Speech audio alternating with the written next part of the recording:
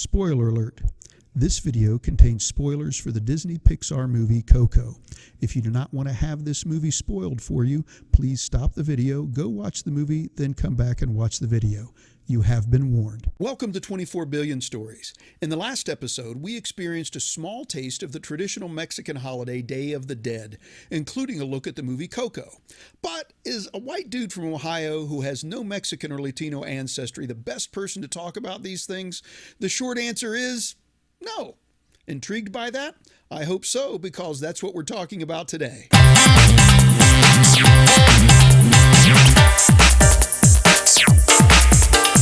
So, although Day of the Dead celebrations are spreading, it is a uniquely Mexican holiday.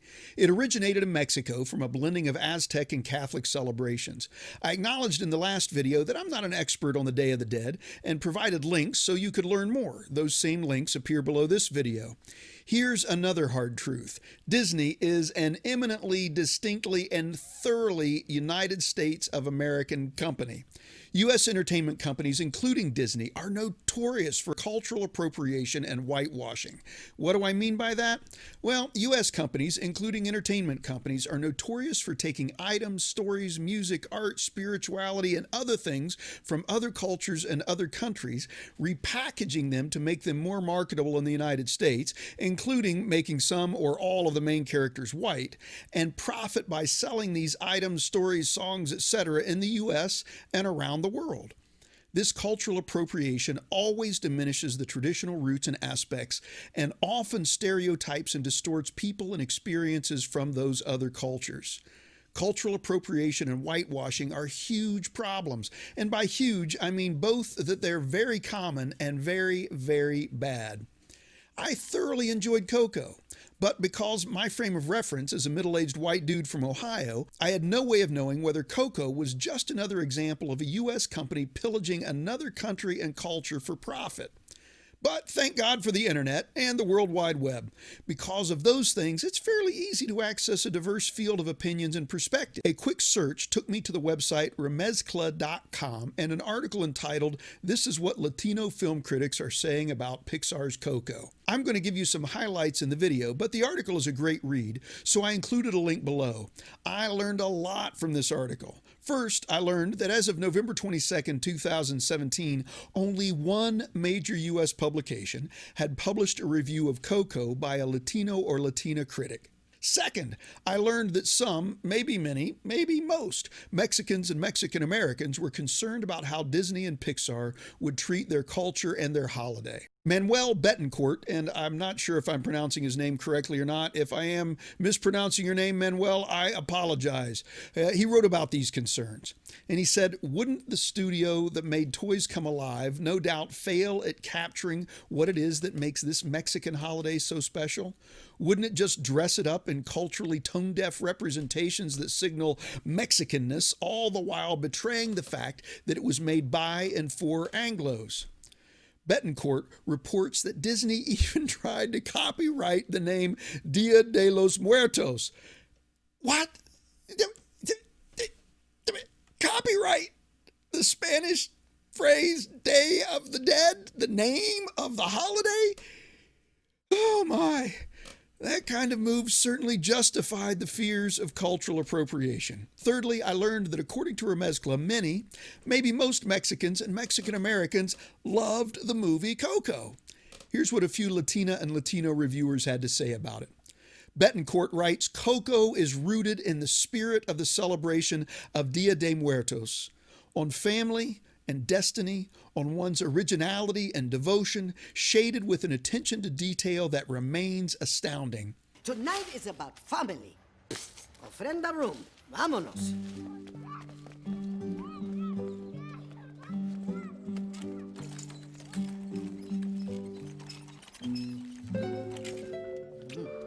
Don't give me that look. Dia de los Muertos is the one night of the year our ancestors can come visit us. We've put their photos on the ofrenda so their spirits can cross over. That is very important. If we don't put them up, they can't come. We made all this food, set out the things they loved in life, mijo. All this work to bring the family together. Vanessa Arazzo says Mexican culture is treated with dignity, honor, respect, and the utmost reverence. Coco is a blissful hug of acceptance in a time when the very existence of Latinos in the U.S. is criminalized. Just like a freshly made tamale on Christmas Eve or a loud mariachi song waking you up on Sunday morning, Coco feels like home. Kiko Martinez had this to say: Coco is a film that will become the standard bearer of a positive example of what the Latino experience can look like on the big screen for years to come. Don't think Coco is a film that was created merely to placate Latino moviegoers. These smartly written, emotionally driven characters are what Latino audiences should expect going forward. Salsa dancing, nacho eating, lucha libre mask wearing stereotypes never cut it before, and Coco proves why that representation should never be an option again if studios hope to capture authenticity in its storytelling.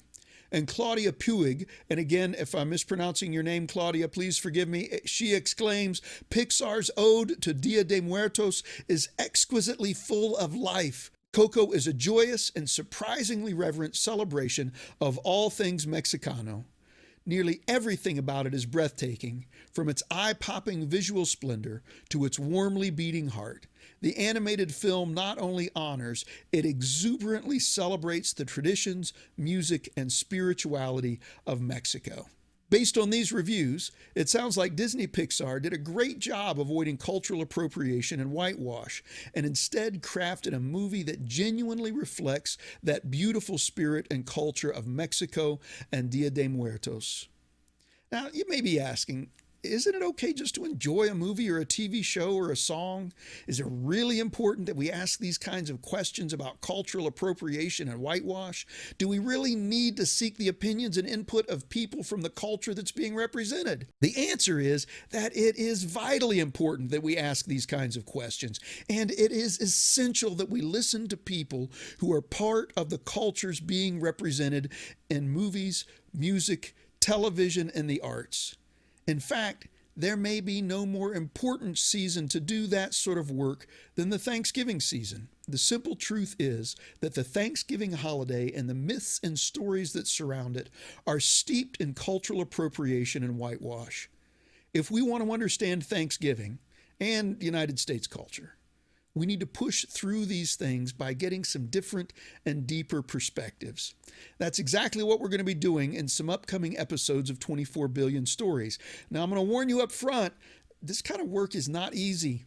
It's not emotionally easy. It's not spiritually easy. It's not politically easy. It's not socially easy, but it's vital. It's essential that we do it. We've got to know these stories for what they are and for what they aren't. If we keep passing on myths and lies as truth, then we're building the foundation of our culture, or rebuilding or continuing to build the foundation of our culture on shifting sand. And we'll never have the chance to be truly who we are as a nation if we misrepresent our origins as a nation and our history as a nation.